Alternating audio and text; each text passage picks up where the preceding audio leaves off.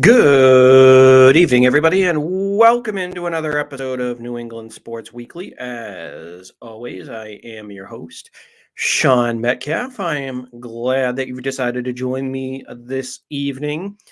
And I know it kind of gets worn out. It's a tired phrase, especially in sports, but I mean, this might be truly one of the most jam-packed shows we've ever had, because news was flying around fast and furious over the last couple days. Of course, it was the day or yesterday on March 8th was the day for NFL teams to make sure that if they were going to tag any of their players, that they met that deadline.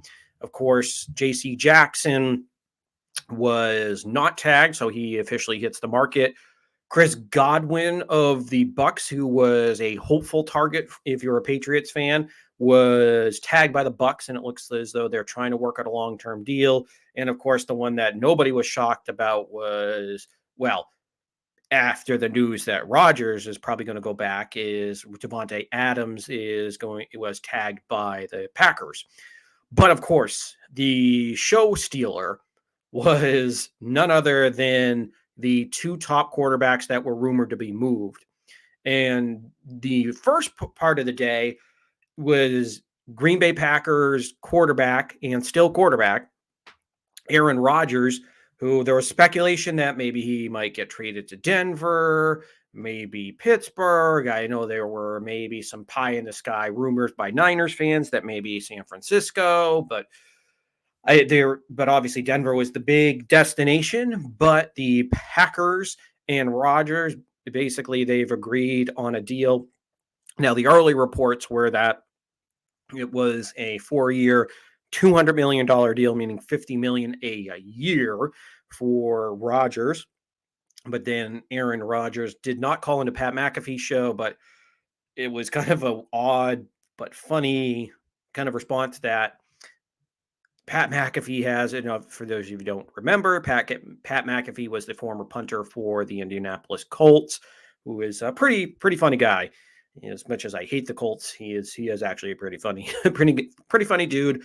And he has Aaron Rodgers on a lot on his podcast. He basically was doing my source is, and no, I'm not doing that weirdly. That's the way that McAfee was saying it. Source is, and basically later he just blurts that it was Rodgers. And so basically the whole point of this is that Rodgers did not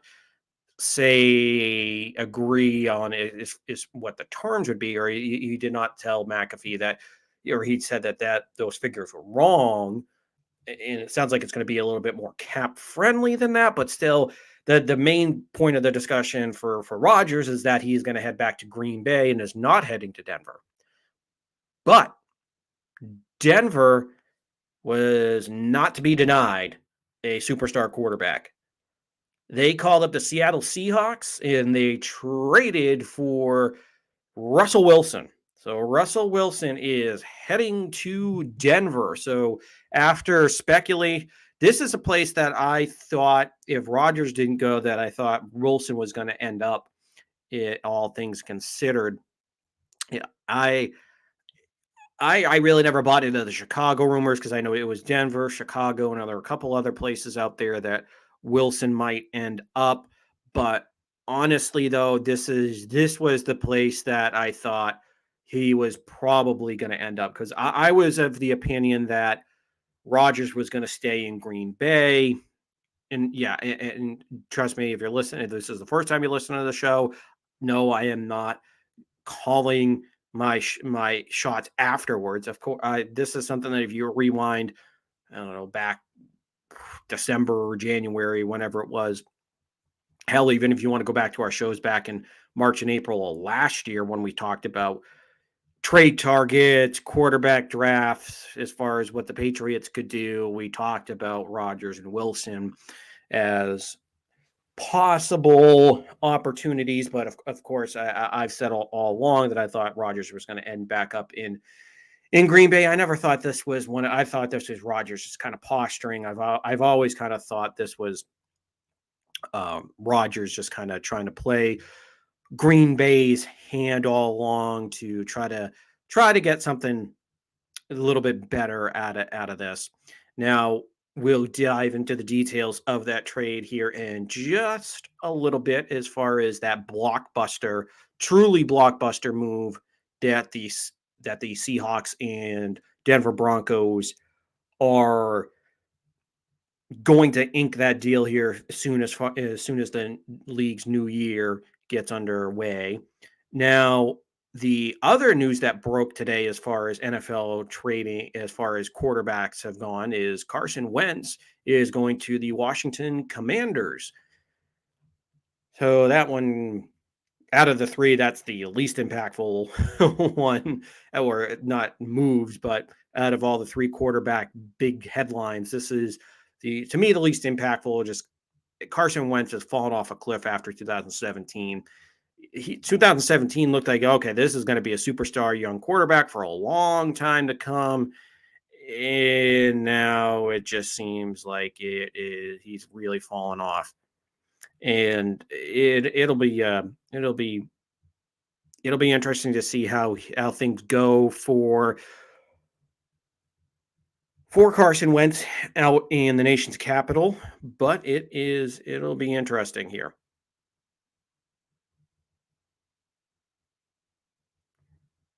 All right.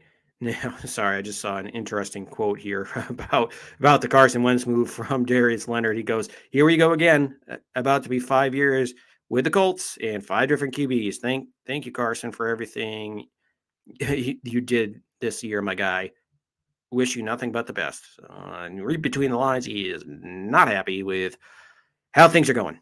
So it'll be interesting. So those were the big news as far as the NFL is concerned. Of course, we'll get into how this all impacts the Patriots, what the Patriots still have to do, how far away are the Patriots, and what is it? What realistically is it going to be like for New England here in the future? Now, of course, they weren't the only show in town as far as big headlines are concerned. Now, one that is not as fun to talk about, but is just as important, is Major League Baseball continued its lockout. They have now gone forward with canceling more games. Opening day is postponed until April 14th. So they canceled the second week of the season. So as things stood where they were, it was pretty much it would have been the Red Sox playing the Yankees to open up their season in the Bronx to play the Yankees. But now that has gone by the wayside as the NFL continues to shoot itself in the face continually. And I didn't say foot, I said the face, because they are trying everything they're trying to do to try to butcher this sport, and it is just irritating me. Oh, beyond. I'm getting so worked up just thinking about it right now. So we'll talk a little bit about more, although it does seem that, as irritated as I am, it does seem like they have made progress, and that maybe there is a light to the end of the tunnel. But hopefully baseball and the Players Association can find something here to come to an agreement on here soon, within the next couple of weeks, before really major cancellations start for baseball. But as we mentioned, really the biggest shot fired in the sports world was the NFL in the offseason. As much as I love baseball and I love hockey, I love basketball, as big of sports nut as I am, the NFL just continues to rule the landscape, no matter if it's the off season, if it's March, April, May. Even in the slow season of May and June, they still find a way to at least slip a decent headline in there. And of course, they just ruled the sports world here yesterday and continually today. I mean, there's been news after news after news after news after news that's continued to come. Because I mean, even before the trades, there was the Amari Cooper was expected to get released, and then after everything happened with the quarterback trades and Aaron Rodgers deciding to stay in Green Bay, everything, it's just been absolute landslide, absolute landslide. Now, of course, the biggest, the first move of the day was, as we talked about, was Rodgers agreeing to stay in Green Bay, and it appears probably a 4-year deal. We'll see exactly what the cap hit is, what the actual contract is, because obviously the initial reports were the 4 years, $200 million, which would work out to be $50 million. And Rodgers did say that he wanted to be the highest paid player in the NFL, and not by a slim margin. And this definitely would not be by a slim margin over Patrick Mahomes, who I believe it's 40 to somewhere in that $40 to $45 million a year. So this would put Rodgers about 10 million ahead, somewhere in that neighborhood of 5 to 10 million ahead of him. But then, of course, Rodgers came back and said he didn't officially come out, but through the Pat McAfee show, where we all know that's really who his source is, did basically say that this is going to be a little bit more team friendly. I would probably imagine maybe in the ballpark of $42 billion and some room for some incentives. Probably get him up to about 45, 46 million a year. But we'll see how that rolls. And of course, it looks like he'll be bringing back his running mate in Davante Adams, who that was probably the pipe dream of all pipe dreams if you're a Patriots fan, which that was probably about had a 0.00001% chance of actually happening. I always thought he was going to follow Rodgers, even if he left Green Bay, if he went to somewhere like Denver or went to Pittsburgh or wherever, or even if you went to San Francisco, somewhere like that, you knew he was going to probably bring, or at least that was the feeling that I had. Wherever Rodgers went, that was where Davante Adams was going to go. This is a la Gronk to Tom Brady, one Hall of Famer to the other. And I mean, Davante Adams is carving his way into the Hall of Fame as we speak. Just the way that the numbers that he's put up, he's just tearing the league apart. So we'll see. That's what I always thought. And like I said, I always thought Rodgers was going to head back to Green Bay, and this is exactly what happened. And so isn't his number one target in Davante Adams. Now, the one that's going to affect the league the most, because obviously Rodgers has been in Green Bay his whole career, the one that's going to affect the league the most, and of course, this one is really going to affect the Patriots, because this is an AFC team that just vaulted ahead of the Patriots after the Denver Broncos traded for Russell Wilson. Now, the official breakdown of that trade, according to Adam Schefter and Ian Rappaport, the details of the trade are the Denver Broncos are getting Russell Wilson in a 4th rounder from the Seattle Seahawks. And then the Seahawks will be getting back 2 first-round picks, 2 second-round picks, and a 5th-round pick. So a total of 5 picks altogether. They will be getting Drew Lock, which that's garbage. That's just, we need a quarterback now, and at least give us that, please. And they will be getting defensive lineman Shelby Harris. And this is the one that I was a little surprised that they ended up having to give away Noah Fant, the 1st-round selection at tight end for Denver. I always was a big fan of Noah Fant. I thought, obviously, with no quarterback there in Denver, it really was starting to hurt that team, because really Drew Lock he's got a cannon, but he's really inaccurate. Drew Lock is just, he had all that potential, and it's gone to waste. And really, Teddy Bridgewater is a game manager. I mean, he is the epitome of a game manager. He's okay. He's one of those guys that's going to be. He's basically been. He's going to be a bridge guy for the rest of his career in the National Football League. So really, they haven't had a great quarterback there since Peyton Manning, since 2012 through 14. Well, maybe 13 might have been the last great year, because 15, the year that they won the Super Bowl, he was an absolute corpse of himself. I mean, that defense dragged him kicking and screaming to the Super Bowl, where the defense won them that game against the Panthers. But the point being is that Peyton Manning was the last great quarterback that they have had there in Denver. So it's been a minute, and they've been trying to search for his replacement. I mean, it was Trevor Siemian, Drew Lock, Brock Osweiler, who was the giant as far as, I believe he's 6'7", 6'8". Just not great.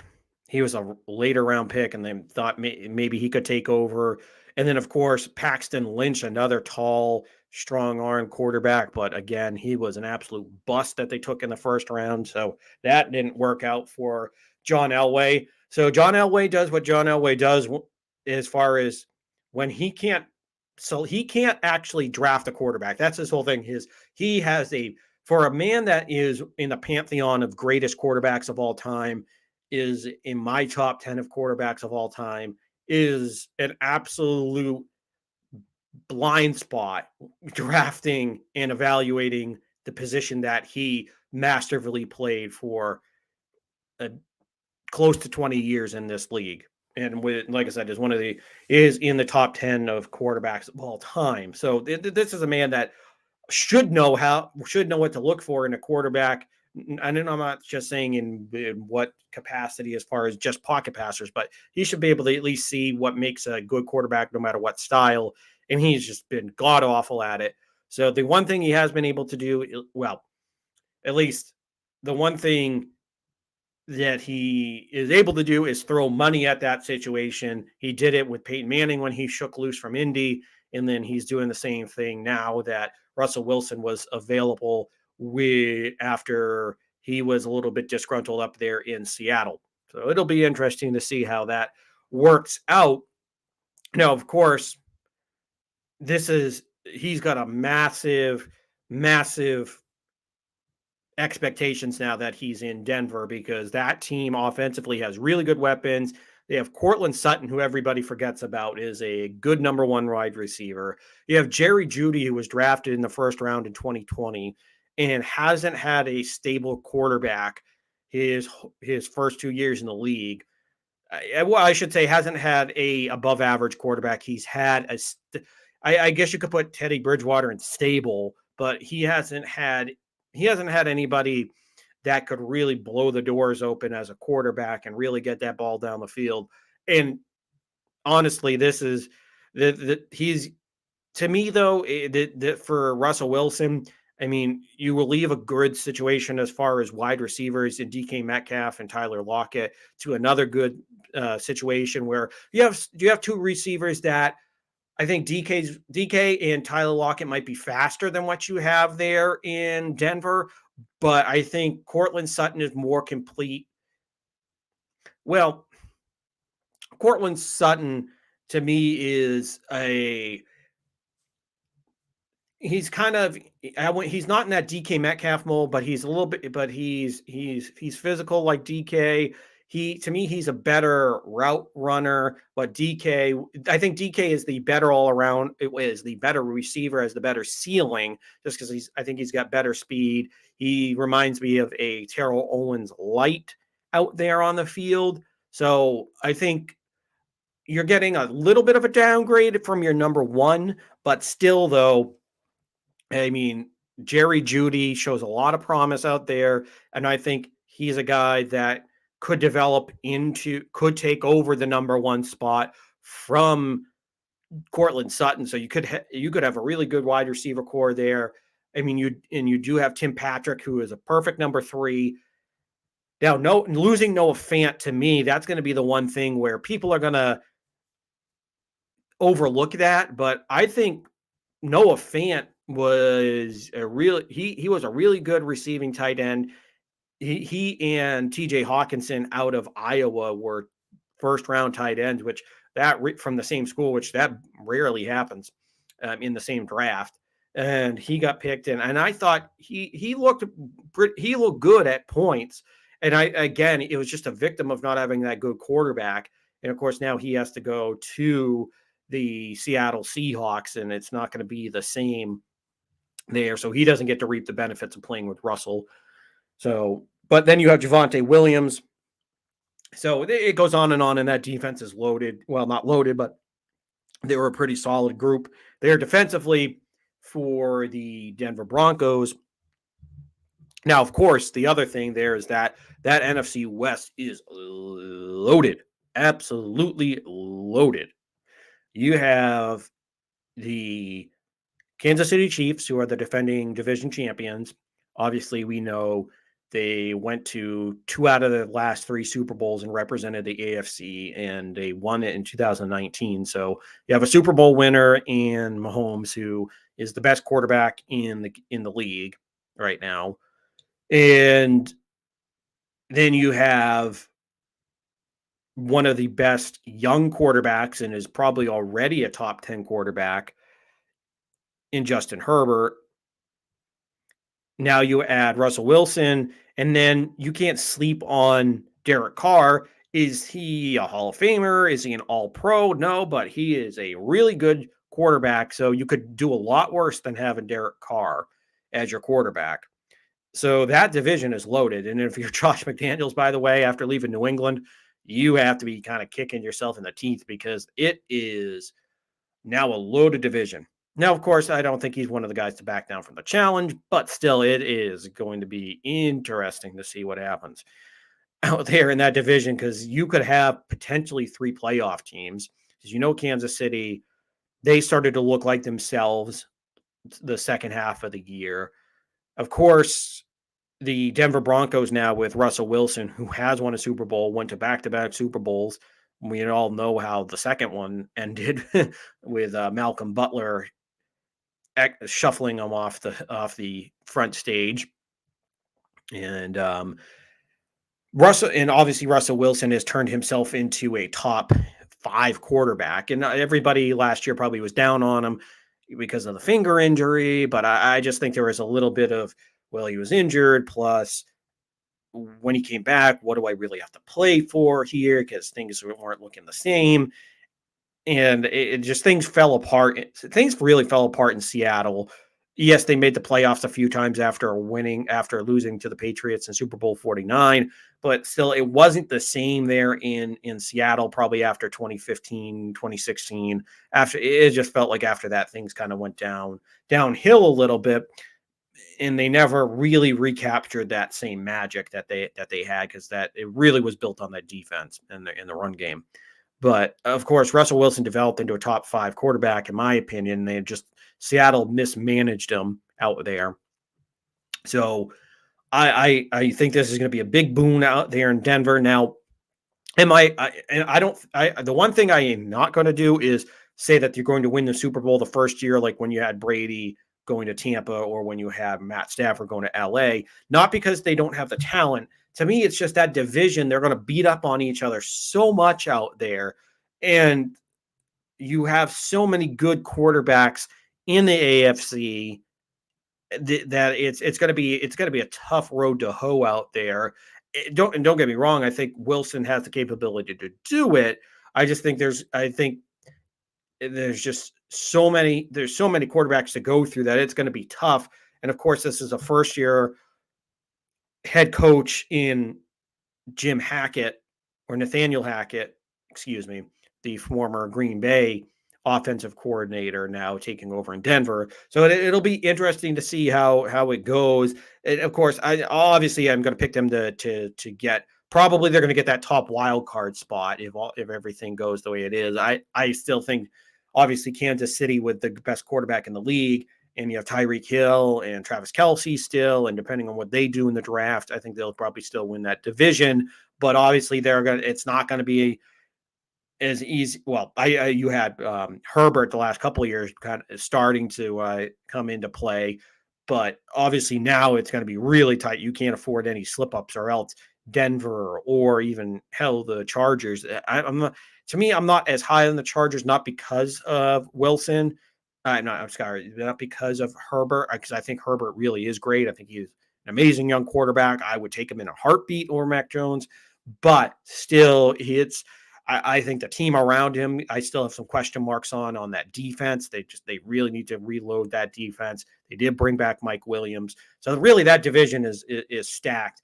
And that kind of comes back to the Patriots here. Now that and we've kind of discussed what was going on out there, is now what's going to happen with the Patriots, because now you got the second wild card spot. For a while last year, it looked like you might get the number 1 seed, but that was a pipe dream. But it almost came true. They had an opportunity, but they just weren't able to close things out.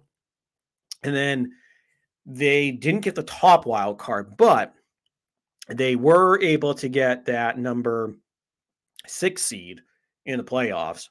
And they ended up playing the Buffalo Bills and they got destroyed. But still, they made the playoffs. They were one of those 3 wild cards. And obviously, it's going to be a lot harder now because Denver is going to be a lot better. In Los Angeles, if they make the right moves on the defensive side of the ball, then they could try to vault forward. And of course, you have to look at the NFC North. If the Steelers can find a quarterback now that Roethlisberger's retired, if maybe they go after Jimmy Garoppolo, who now the rumor is that that the Colts are looking to trade for Garoppolo, even though San Francisco was a quote unquote officially come out and said that Garoppolo is not.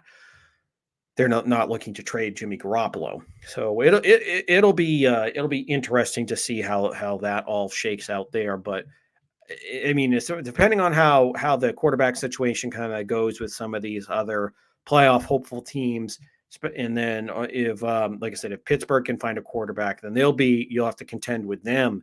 And of course, you have the Baltimore Ravens because they're going to contend for that division. Because and obviously the team that went to the Super Bowl in the Cincinnati Bengals, let's not forget about them. Kind of feel like everybody's been forgetting about Cincinnati after all this news. And it's like, well, okay, they have Joe Burrow, took this team that's got all these weapons. They were in the Super Bowl, and now this field keeps getting, like I said, there's so many good young quarterbacks, and good quarterbacks overall in the AFC. It's going to be really difficult. And of course, in your own division, you have to deal with Josh Allen. And depending on what Miami does, if maybe Tua takes a step forward, which I don't think so. I'm not a big Tua fan.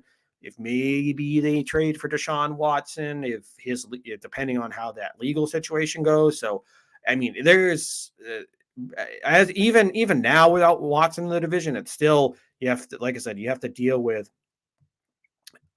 Josh Allen. So it'll be difficult for New England to try to climb that ladder. Not that they can't do it, but I've always been of the opinion that this is a 3-year rebuild, 4-year probably at most rebuild. And remember, this is year number 2 because that last year was the foundational rebuild where you got your quarterback and you got a really good young defensive lineman. You got a pretty good running back who could be a number 1 in the 4th round. So you got good foundational pieces.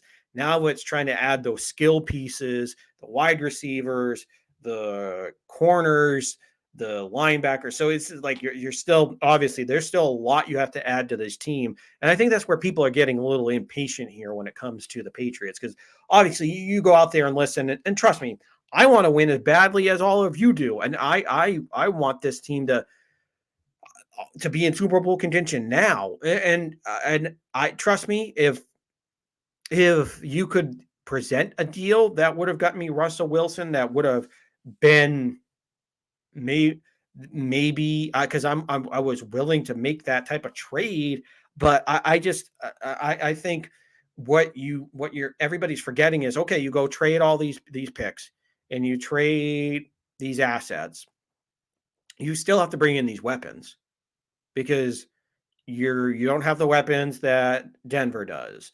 You don't have the weapons like Cincinnati. You're not preloaded. It's not like you were Tampa Bay and you need this quarterback to come in and save you.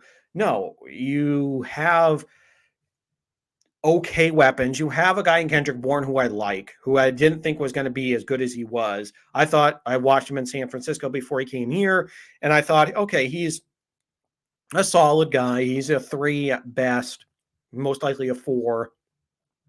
Right now, right now he looks like the best wide receiver you have. Well, him and Jacoby Myers, but right now it's Kendrick Bourne, who is elevated to probably at best he's a 2. So I like what they have there, but still he's not going to blow the top off a defense. He's not the guy that your defensive coordinator stays up late at night sweating about and like, how am I going to stop Kendrick Bourne? No, it's totally different. So it'll be even if like let's just say they traded for Russell Wilson. Okay, who are you going to bring in for wide receiver? It's not Belichick. It's not like he has an aversion to wide receivers. Because obviously he made the trade for Randy Moss and Wes Welker. He'll go out. He did bring in Antonio Brown. Yes, I know it didn't last for very long, but he will when he needs to make those moves. But he really kind of has to be pushed into doing so, because 07, you just remember that after 06, it was pretty much, all right, we had Rashay Caldwell, Doug Gabriel, an older, the second to his last year of Troy Brown. And that was really Troy Brown's last real year, because that 07 year, he really did not do much for the Patriots. So it was pretty much, you had either over the hill veterans or nobody's scrap heap guys that you picked up. So and of course, Brady wanted more weapons. So of course, that's when you go out and you go acquire a guy like Randy Moss, and you go get Wes Welker, and you go get these Hall of Fame receivers, and you load up and have one of the best receiving cores that I've ever seen. But still, he had to be pushed into that. And of course, in 2014, they had to be pushed into that after having a lackluster draft. And when they when they drafted Aaron Dobson, who was a bust. And obviously we all know Julian Edelman was a legitimate number 1 slot receiver, and he was their best option outside of Rob Gronkowski. So we knew, and I mean, that was a different story because you had Gronkowski, so who is, at the time, he was a top 5, not just tight end, I'm saying top 5 weapon. Julio Jones, Antonio Brown, he was right up there. He was probably arguably one of the best receivers, not just tight ends, in the league. But my point being is that Belichick, when he's really forced into doing so, he will go out and he'll find them. But the point here is that if you traded for Russell Wilson, you still had to go out and get him number 1 weapons, or hell, a number 1 weapon. Where he just left Seattle. If he left Seattle, it would have been, all right, I left DK Metcalf behind. I left Tyler Lockett behind. And now I went into a worse situation as far as weapon wise. Yes, you have Hunter Henry, who's a pretty good tight end. You have Kendrick Bourne and Jacoby Myers, but I mean, those are 3 2s and 3s that you're throwing to. And it's just, it would have been a worse situation as far as overall talent. And I think the Patriots do. I think people they overstate the Patriots' lack of talent. I think it's just they don't have the game breaker. They don't have the Gronkowski. They don't have a Randy Moss. They don't have a Justin Jefferson. They don't have a Jamar Chase. They don't have one of these young studs that are out there, or Hall of Fame caliber wide receivers, Julio Jones, Randy Moss, Michael Irvin, like any of those Hall of Fame caliber receivers in their heyday. It's just that's the whole thing, is you don't have the game breakers. And for you to really make that next step, you have to have one game breaker, that one guy that the defense can really focus on and freeze it up for the rest of this offense. And that's probably and obviously that's probably why Russell Wilson never really had New England on his list, is because obviously he kind of saw the writing on the wall that this is kind of like a tear down and a rebuild here for the Patriots. Now this is a good rebuild because you won 10 games last year, but still, I mean, really, for me, like I said, this all comes back to, yes, I would have taken Russell Wilson in a heartbeat, but for what price, and how is this really all going to come to fruition here? And I know people want to be like, oh, you can just throw the money at this, the cap is crap, and you'll find a way. But it's like, this is reality. You have to realize that, yes, the check will have to finally be cashed, so you can move things around. Like, that's what Green Bay is going to have to do to get Rodgers and Adams back on basically they have $42 million over that they're going to have to try to uh, adjust guys. So it's one of those things where, yeah, it's nice to play fantasy football, and trust me, I'm not so blind that I'm like, oh, I wouldn't trade Mac for nobody. No, this is where, yes, I would trade Mac if you got me Russell Wilson, you got me Justin Herbert, you got me Joe Burrow, you got me one of these type of guys.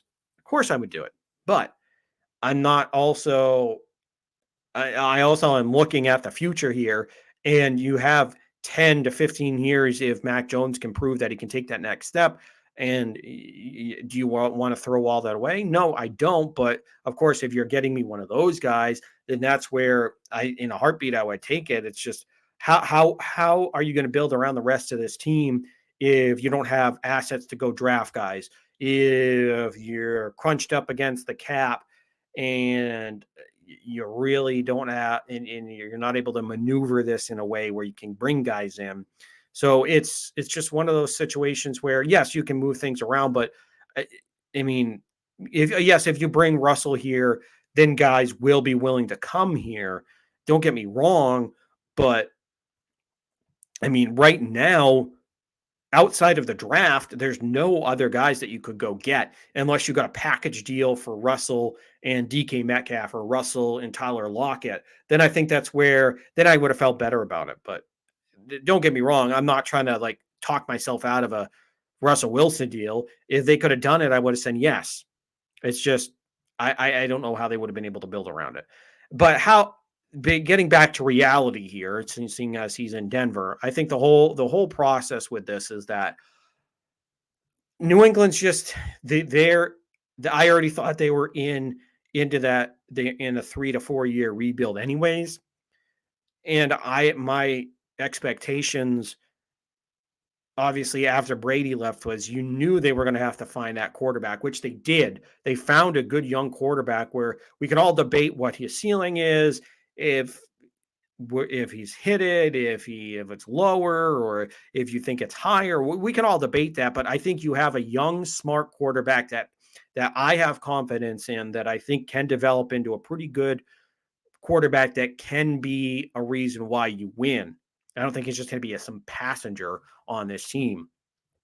But you have to remember that you're still deep in the middle of a rebuild here with Russell, with Mac Jones. You have to remember that you have to revamp basically your whole linebacking core and most of your secondary outside of Kyle Duggar and Adrian Phillips. You have to add a number one corner, adds a little more depth to corner, in my opinion, and get a replacement for Devin McCourty, because even if you bring back Devin McCourty, you're going to end up needing another free safety. And of course, linebacker Dante Hightower is a free agent. They just released Kyle Van Noy here over Tuesday before all this, or it was either Monday or Tuesday. They released Kyle Van Noy. And then, of course, Jawan Bentley is a free agent. So pretty much all of your quote unquote middle linebackers, or a lot of the important linebackers over the years, are either older and hitting the free agent market, might retire, or you release them. So you're going to have to revamp that. And of course, on offense, you have to find wide receivers, number one targets. You have to find those game breakers on offense that teams are going to be scared of.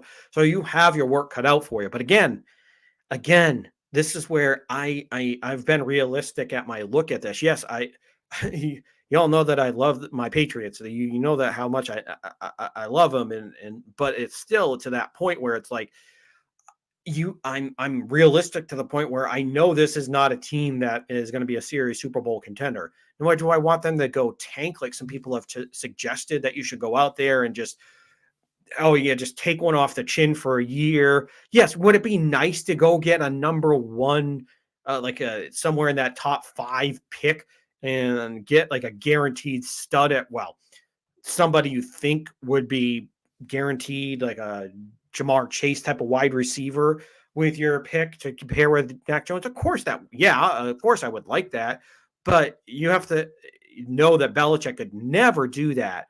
Never ever do that. He's the type of guy that has too much integrity that I don't think he would ever want to lose. And plus, even if Belichick tried, I think he's better than he's obviously the best coach of all time. So I think your floor is probably about 6 wins with Belichick. So you're probably in the neighborhood of where even if you want to a quote unquote tank, you're going to be at 7-9 or 7-10, like you were with Cam Newton a couple of years ago. But I still think this is a team where even if you take a quote unquote step back, you're going to be 9-10. No, not 9-10. 9-8. If my math here is correct, now that you have 17 games in 18 weeks. So it's just it's just yes. Is it frustrating that you want to see them make more moves? And yes, as a fan, do I want this to be more fantasy than I do reality? Of course I would, but it's just I was prepared for this. And yes, is it frustrating? Yes, it is. But I just think this is where this is going to be difficult for fans to exercise that patience, just because right now you're going to have to get your number one target. And I think, in my opinion, by going to the draft, going through the draft and get a Jameson Williams or Chris Olave, or if a Drake London falls, get a guy like that in the draft and see what you can do that way. But because obviously some of those trade targets have dried up, because the one guy that I really wanted them to go get in a trade, that ain't happening now, because Calvin Ridley, I told you this, all the NFL stories keep on coming this week. They are the gift that keeps on giving, good or bad. Calvin Ridley, on the bad side of things, he is now suspended a full year because he bet on football games, including games with the Falcons, to either win or lose. So he used and the dumbest thing about this whole thing with Calvin Ridley, as we kind of get off a little bit of the side note here, is with Calvin Ridley, Florida only has one legalized mobile betting app, and it's not I'd have to just look it up. It's either I think it's the Hard Rock sports betting app, I believe, and they are the only one legalized in Florida that's authorized. And of course, he used that. You have to provide your own ID. You have to do all these things, because I did it through a New England everybody. If they're a national one, I just don't want to end up getting my stupid podcast taken down just for throwing out a national chain that I've used, that we all know the 2 initials for it, and they are a giant in the industry of daily fantasy and mobile betting. It might be Maft Mings, if you all know what I'm talking about, if you get my drift. But I live close enough where I can do this legally in the state of New Hampshire. I'm right near the border, and I'm over 21, so it's legal for me to go do it. but I'm not an NFL player, and I don't have I've done the setup, so I know that you have to register yourself, and you're going to have to prove it's you. And of course, the NFL, the one smart thing they've done is they do basically have or an outside organization that they hire that can track all this stuff.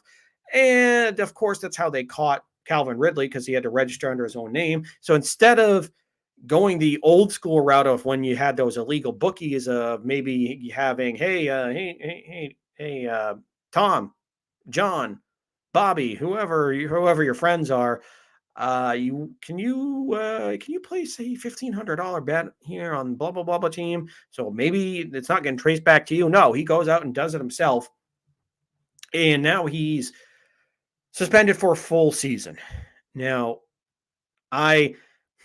this is where I don't have sympathy for him, just because this is one of the cardinal sins when it comes to sports, is that you don't bet on games you're playing.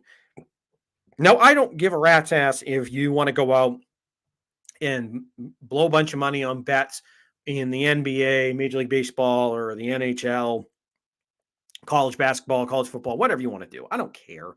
But just don't bet on your own sport. That's the one thing. And I know people have been like, well, the penalty is a little harsh, but it's just like, okay, yes, it is harsh. Do I think it is long? Yes, I think it is a long suspension, but still, this is one of those things that it's one of the big no-nos, the cardinal sins, if you're an athlete. It's just don't bet on your own sport. Don't do it. Don't do it. It's why? Because you were scheduled to make $11 million. So you put his $1,500, and trust me, I'm not naive to think, oh, he only bet 1,500. I'm sure he bet more. This probably was not his first bet. So I don't know. It was just mind boggling. And now he's suspended for a full year. And he was one of those number one wide receivers that I really wanted the Patriots to go get. Now he's going to most likely be off the table, because unless the NFL reverses their decision, which I doubt that is going to happen, he's off the table. Chris Godwin got tagged, so he's off the table. And it looks like they're going to do a long-term extension. So I don't think it would be like a tag and trade. And of course, Devontae Adams, who I never thought was actually realistic, he's off the table. And then one of the wide receivers that I did want the Patriots to take a look at was Mike Williams. He's now off the table, as the Chargers have worked out an extension with Mike Williams. So he's off the table. So now but thankfully, there are some other options that have come up here recently. One is Amari Cooper, who was asked for basically his release from the Cowboys, and it looks as though they are going to grant that here shortly. So Amari Cooper, is he a number one alpha receiver? No, he's not. To me, he's not an alpha receiver per se. It's to me, he's more of a 1B. I think CeeDee Lamb is the actual number one receiver there in Dallas. But I mean, Amari Cooper is, to me, he would be, obviously he would be an upgrade for the Patriots here, no doubt about it. I mean, he is a guy that has 7,076 yards in his career. He has 46 career touchdowns. He has, outside of this last year in Dallas, where he did deal with some injuries, he's pretty much had 1,000 yards pretty much every year of his career. He averages about 1,100 a year. And the one thing, he's not a huge touchdown guy. He's kind of like Julio Jones from that standpoint, that he gets a lot of yards, gets a lot of catches, but it's just not high in the touchdowns. The most he's ever had has been 8. He had 8 last year. Then he had 8 in 2019. And then he's had some 7, 5, and 6. So he's not like that high volume touchdown kind of guy. But still, be a vast improvement over anything that you have right now. He would be 28 next year, so he's still pretty young because he got drafted when he was 21, and he's still very good. And if Dallas does end up cutting him, although it looks as though maybe um, with Dallas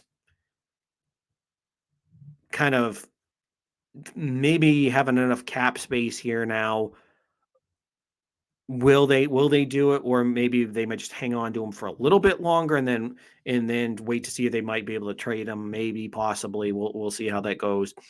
But the whole point here is that you have Amari Cooper, who I would like them to go get, if he gets cut, yeah, of course he's going to be looking for pretty good money, and I would imagine he's probably going to go look for a winner. So, are you going to be in that conversation for Amari?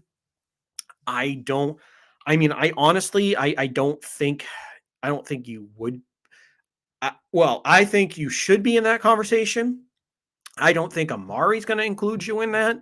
I think he's going to be looking, maybe going to Green Bay, going to Kansas City, hell, maybe even San Francisco, because you might pair up with, because Debo Samuel, he was kind of that Swiss Army knife, and then you have Brandon Ayuk. Maybe you could have that three-headed monster out there in San Francisco, possibly. But I honestly think that like I said, I think you'd be looking at like a Kansas City type of, maybe Cleveland, if he really wants to go for the money, because Cleveland needs a number one. But I think that's where you could kind of be looking at, for when it comes to Amari Cooper. Green Bay or Kansas City would be my two number one options there, depending on how Green Bay does with their cap. But though that to me, I would love to see Amari Cooper here. Now, I don't want to go crazy on the contract with him, just because, like I said, I think he's a 1B. I don't think he's your Justin Jefferson, DeAndre Hopkins, your true number one, your Jamar Chase, Cooper Kupp type of wide receiver, where he's going to absolutely blow open the game. But he is one that your defense does actually have to worry about. That's the thing. You would have to worry about Amari Cooper, or else he will make you pay. Now, like I said, is he going to constantly make you pay like any of those number ones that we mentioned? Maybe not to the same rate, but it still would be a heck of an upgrade. Now, the other one to look at here is, after Russell Wilson got traded, of course, that's going to open up the door for his former wide receivers in DK Metcalf and Tyler Lockett are now going to be options as well. And actually, there was a tweet here from DK Metcalf, and let's see if I can find that here. I just had it earlier. Here it is. So basically, DK Metcalf, and of course, and Bobby Wagner also was let go. So there's a target for you if you're the Patriots, looking for the replaced linebacker, although he is older. So that really doesn't kind of mesh with the get younger. But he did have a DK Metcalf did saying about these two men, in Russell Wilson and Wagner, have taught me so much, not only about football, but about life. And from Russ calling me after I got drafted, to throwing my first touchdown, to teaching me how to swim and just think and just take me under your wing, bro. I thank you. From Bobby teaching me how to be a businessman and how to cherish relationships and how to make people feel like the best version of themselves, I thank you and love you. So basically, obviously, DK Metcalf is sad that they're going. And the one thing here is, I mean, the big one has been Tyler Lockett was the one that people think is probably going to get moved if it happens. But I mean, for me, I would rather, if you could, get DK Metcalf, because this is the last year of his rookie deal. Yes, you're going to have to worry about signing him next year, but still, You get to make the correction where you should have taken DK Metcalf in 2019 over that bum N'Keal Harry. And now DK Metcalf, if you go trade him, he's a bona fide number one wide receiver. Like I said, he's Terrell Owens light, in my opinion. Big, physical, fast, can body up other guys, and is a stud. He would absolutely make life better for Mac Jones. And he would be so fun to watch. And not to also say that he and I share the same he and I share the same last name when you pronounce it. The only difference is I have an E at the end of mine and he does not. But so it would finally give me a chance to actually want him to finally, for the first time ever in my life, actually have a Metcalf playing in professional sports at the same time that I'm watching, because Eric Metcalf had retired by the time. I think 94 was the last time he played, but I was 3 years old. So now that I'm conscious and watching sports and into it, because I don't think since Eric Metcalf retired, I don't think there's been a Metcalf in professional sports until DK came along. I think there've been, well, I should say in the top tier level, because I know there are some minor league baseball players. I think there's a first baseman, or there are a few out there that were in the minor leagues, but I'm talking at the pros in the big leagues. And so this would be the first one. And selfishly, if he came to the Patriots, then I could get a DK Metcalf shirt. So I could have my last name of a professional athlete, of a superstar wide receiver, and it all would mesh. So selfishly, I want that to happen. So we'll see if it does. But I mean, in all seriousness, no, that would be the one that I'd rather target and get, because I mean, trust me, if I could get Tyler Lockett as well, Tyler Lockett is in that class of like probably Amari Cooper as far as a 1B, but of course that's going to be that's going to be an upgrade over anything you have, and he's fast, really fast. And but to me, DK Metcalf is the all-around package, as far as he's not the perfect route runner, but he's improved and he's really good. And I just think that maybe you might be able to get him a little bit cheaper because he's not under a long-term contract like like Tyler Lockett is, who signed that extension. So we'll see how that goes, but it'll be interesting to see how that happens. So that would be my choice, would be to go after DK. But if you had to land the quote unquote constellation of getting Tyler Lockett, I'd be knocking on that door all day long with Seattle. I want one of your two wide receivers. Which one are you more eager to trade or willing to trade here in this situation? Because I think Seattle's getting ready to just blow this thing open and just go into full rebuild mode. And like I said, if you get DK Metcalf, you as the Patriots already have your young quarterback, and you have the guy that you believe in Mac Jones, and you can get him that number one in DK, or you can get him a Tyler Lockett. Then you can really see what he's made of, and you can see maybe this team takes the next step forward, and depending on what you do in the draft, then you can see really what you have. And I would love that. And I just think that that's a great opportunity if you're the Patriots. And so that, to me, going either the Amari Cooper route or getting a DK or getting a Tyler Lockett, those would be now that obviously Calvin Ridley, it looks that ship has sailed. Those are the three options really for me. Now I think Amari Cooper is probably the least likely of that. And then to me, it's you have to kind of gauge the route that Seattle wants to go, if they want to totally blow this thing up and trade away some of their assets to get more picks, which I think, I mean, unless Seattle is trying to go after Deshaun Watson, depending on his legal situation, which, I mean, they have enough picks where they could go out and do it, but still, after getting those picks for Russ back. But I think they're going in rebuild mode, just because I think they need more than just a quarterback. They need to revamp that defense. They need to get a running back. They need to get offensive line help. yes, they have good young weapons now that they did bring in Fant, and then that they at this point have Metcalf and Lockett. But I still think that you have to go forward and actually revamp this team. So we'll see how that works out.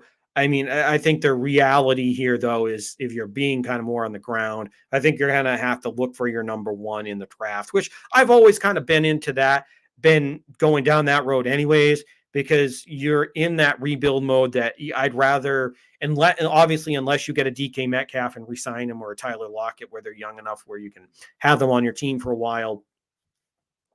I think if you can't get one of those number one type of wide receivers, that's where I think getting a one in the draft would be probably the best route to go if you don't land one of those, because you get a guy that's going to be young enough that you can grow with Mac Jones, and I really like the thought of that. And to me, obviously, you get a Jameson Williams, who I think is pro ready once he heals from his ACL. But I think once he's back and healthy, I think he's going to take the league by storm.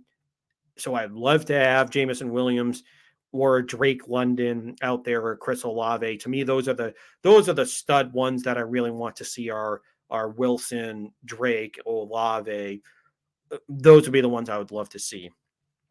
And we'll talk more about the rookie class here, because I mean there was just such an explosion of NFL news that's really that was what I was excited to talk about here, were all those moves that just came down the pipe as far as the NFL is concerned.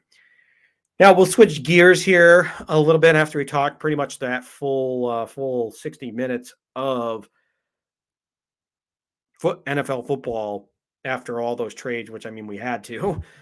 I mean, there'll be a lot more news to even come here. So there's so much that happened, and as far as we mentioned, it's going to be the Patriots are kind of in that precarious situation of being stuck in rebuild mode, but you found your quarterback, so you're not in purgatory, but you're just in a tough position now with a loaded AFC, and it's going to be tough for them to make, unless you actually get your number one and improve over the draft and in free agency. I mean, this is going to be, like I said, this is going to be a 3-year rebuild, 4-year rebuild. So you're going to have to exercise patience with this team. But like I said, it's still early in the offseason, so we'll see how this all shakes out for New England. But we'll keep you abreast of everything that's going on in the NFL offseason. Now, we have to talk about baseball and their stupidity. It is just getting ugly, because it's probably getting ugliest right before the dawn. I know that sounds so cheesy, but honestly, that's really what we can get out of this, is that the Players Association and MLB are still in the midst of a lockout, and probably 2 hours before I came on the air, the Major League Baseball did come out and announce that they are going to continue this lockout. They are canceling more games up until April 14th, which would be the second week of the season. So they have taken away more games, but then again, baseball has this stupid arbitrary guideline on how they want to handle this, because they basically they canceled games so they could get these back, but then there were reports that no, well, we could, if we get this done by such and such a date, that we'd be able to do this and we'd be able to play all these games. And now this was the statement from Rob Manfred earlier after games were canceled. Commissioner of Baseball Rob D. Manfred issued the following statement today. In last-ditch effort to preserve a 162-game season, this week we have made good faith proposals that address the specific concerns voiced by the MLBPA and would have allowed the players to return to the field immediately. The clubs went to extraordinary lengths to meet the substantial demands of the Major League Baseball Players Association on key economic issues that have posed stumbling blocks. The club's proposed ways to bridge gaps to preserve a full schedule.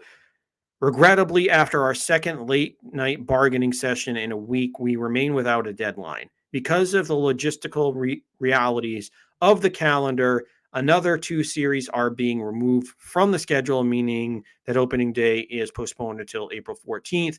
We worked hard to reach an agreement and offered a fair deal with significant improvements for the players and our fans. I am saddened by this situation. Continue to impact our game and all those who are part of it, especially our loyal fans. We have the utmost respect for our players and hope they will ultimately choose and accept the fair agreement that have been offered. Now, what just keeps on irritating me in this whole situation with the owners and baseball itself, not the players, but baseball front offices, is that they want to get every last penny out of this situation.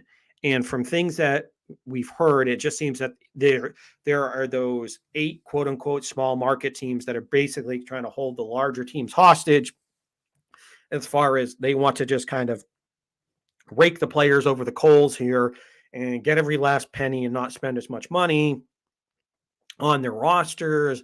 Where, and also then there was a report today that uh, though other teams are irritated at teams like the New York Mets that just got a new owner, and Steve Cohen, who wants to spend millions and millions and close to billions of dollars on the team for player acquisitions and get all these high priced free agents. And of course, your teams like your Boston's, your New York's, and LA's want to do the same thing.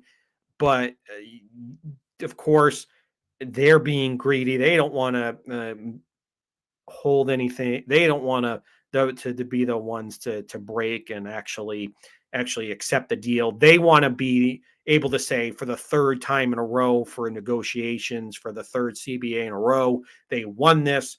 But this is where the players are standing up stronger this time, and they're trying to get their piece.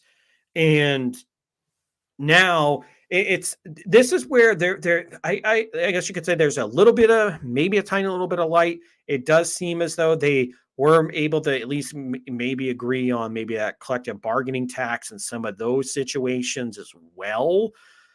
At least maybe make a compromise on that, because now it seems as though some of those financial hurdles maybe have actually they've cleared them.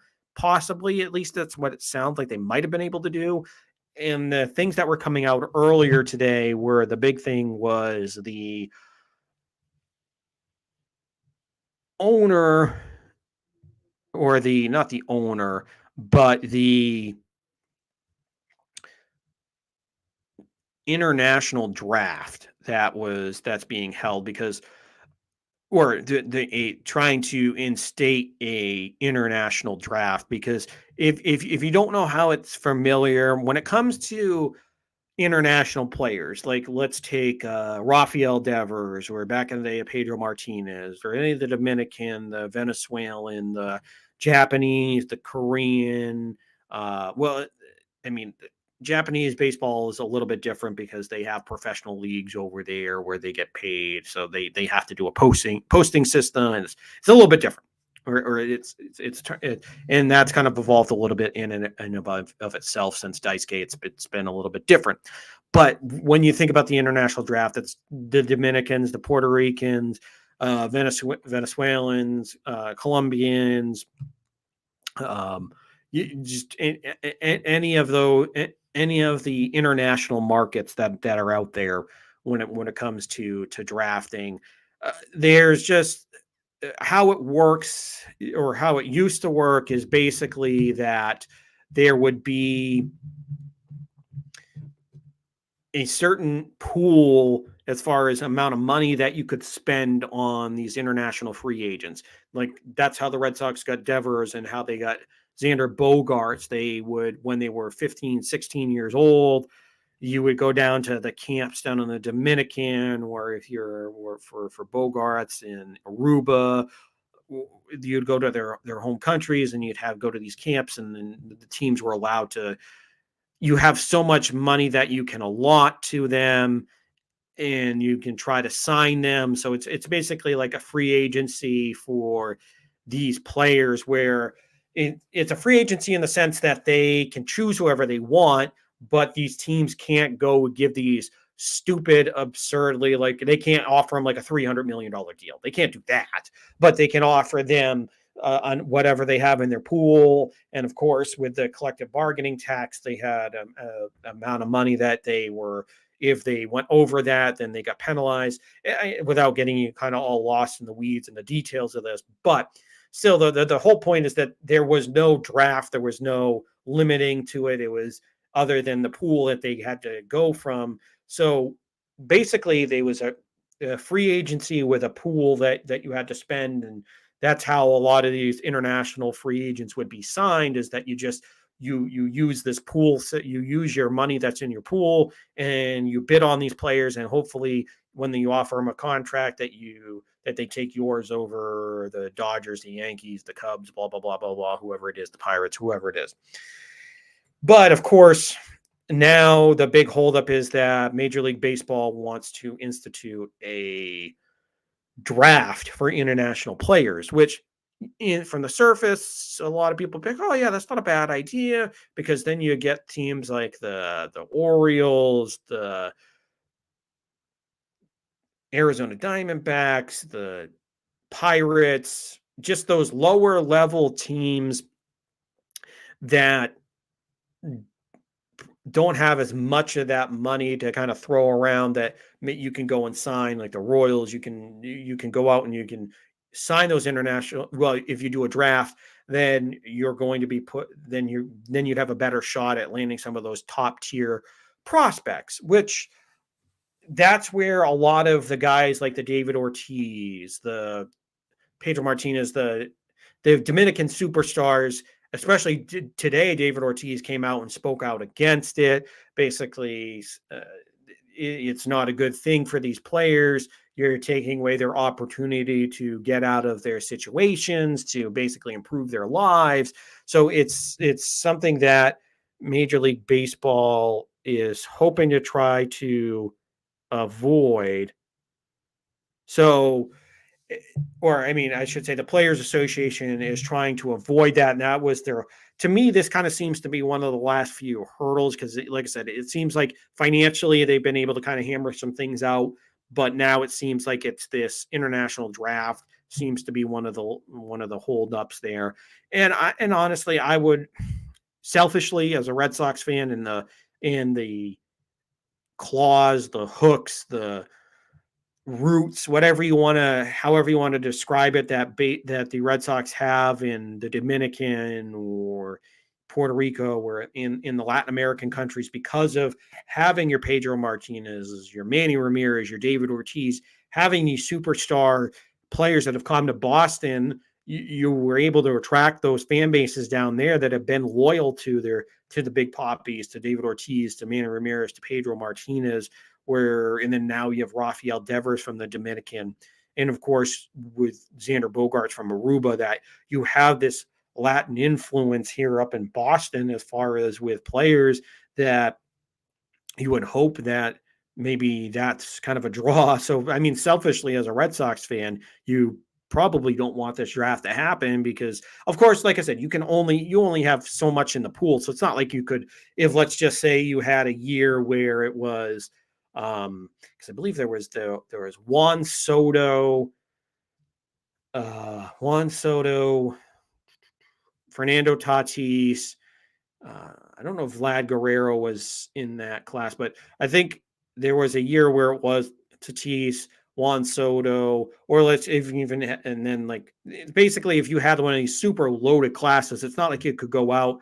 And I mean, obviously, if one of these guys wanted to come to your organization bad enough, then they might take a lower offer. But it's not like you have like $100 million that you can go out and just give to all these guys. You have like a certain amount, but still, it's to the point where, okay, if you have two, maybe three guys that you really want to bring into the organization, that you really want to spend on internationally, you can bring those guys in. You kind of leapfrog everybody else.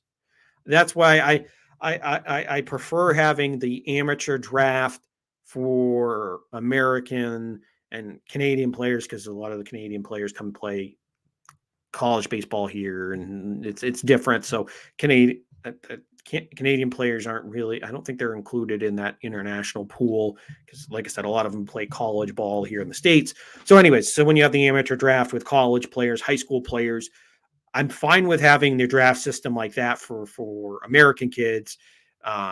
But yeah, just because there's so many out there, but it's just, to me, I don't want to see this draft implemented in that way. Just because, I mean, selfishly, the Red Sox have had their market there. It's been the Red Sox, the Yankees, the Dodgers, the Cubs here in recent years. Those have been really the big players down in the Dominican and Latin America over the years for bringing in those international free agents. So, I mean, obviously, you don't want to see the Red Sox kind of get lose some of their leverage that they have. So, and just some quick updates here as we get towards the end of the show, but in regarding the Major League Baseball lockout. From Bob Nightingale, he is reporting that the two sides have no plans to re-engage in negotiations tonight, but the door is open to see if they can at least resolve the international draft hang up before moving forward. So, like I said, there's been some conflicting reports, because the way I understood it earlier today, it sounded like maybe they have gotten over some of the financial hurdles. Maybe they haven't. Maybe there's stupidly whacking around the edge of the bush here, trying to lop off the edges instead of going into the heart of some of these issues and hammering it out. But we'll see how that goes. But then 2 minutes after that Nightingale comes out, John Morosi says MLB and MLB Players Association officials plan to continue talking tonight, sources confirm. And then Ken Rosenthal, to clarify, union made overall counter, including proposal on international draft. Hours before deadline, PA's written proposal about potential deferring issue of an international draft. So it's been a whole cluster, what, for this whole situation. So it doesn't appear that we're going to get any clarification on anything here soon for Major League Baseball. I'm hopeful, though, that maybe like I said, maybe there's a little bit of light here towards the end of this tunnel as we get towards the end of things here. Maybe I'm a little optimistic, maybe from the things I heard today. Maybe I've read into it a little too much, but again, I'm just looking for a little bit of light here for baseball to come back. I'm hopeful. I don't think it's going to. I'm hoping that they can get this in before the end of April, but the way that I see it, we're probably not going to get it till the end of May. So maybe I can get opening day tickets for my birthday. We'll see. That would be a first to have. I mean, I've gone for my birthday before, but as far as being opening day, that would be something new. We'll see. We'll see how this all shakes out for MLB and how it shakes out for the rest of the sports landscape. And of course, we didn't get to the Celtics or the Bruins, who are still both on hot streaks of their own. And of course, things are looking really good for Jason Tatum and the Celtics. And of course, Jeremy Swayman and the rest of and Jacob DeBrusk and everything else has been looking really good here for the Boston Bruins as well. But it was a jam-packed show today. There was a lot that we had to get to. Running out of time here today, so we will make sure that next week we will definitely touch on the Celtics and the Bruins as well. And of course, if anything shakes out with Major League Baseball and we actually get an agreement, maybe next week, hopefully we'll have real baseball to talk about and have actual free agency frenzy that the Red Sox might be dipping their toes into here. Maybe a certain Japanese outfielder might be coming here to Boston, possibly. That the next Japanese superstar might be landing here in Boston. That would be nice. We'll find out. But and then obviously if any other NFL news is actually, I believe, next Wednesday, if I am correct. I think next Wednesday is free agents, is the new league year, and start of NFL free agency. If I'm correct, I will have to verify that. We'll get that tweeted out on the account. But I think if that is NFL free agency, we're going to have another jam-packed show, folks. And I know we keep saying it, but it just every week it keeps on rolling and rolling and rolling. So we'll see how this goes, and we won't. I have a feeling we won't have a shortage of things to talk about next week either. But in the meantime, remember to hit that like and subscribe button on the page down somewhere around there, and hit that bell for any notifications as well on the channel. And remember to subscribe to the Twitter account at NE Sports Weekly on Twitter. And send me any messages there as well. Any questions, thoughts, whatever you want. You want to get into a sports argument about something, or you want to argue about the new Batman movie with me, or whatever you want to do, go right ahead. I don't care. We'll talk about anything on there. Or if you want to shoot me a message on my regular Twitter account or my Instagram, give me a follow on Twitter and Instagram. It's the same for both, at Sean_Met28. And then remember, always, every week at 8 o'clock, we live stream the show right here on YouTube. Or if you can't make it, remember to subscribe to the show on Spotify or SoundCloud. Just search New England Sports Weekly, and like and subscribe to the show on Spotify and on SoundCloud. Well, I hope you guys all have a good week. Until next week, have a good one.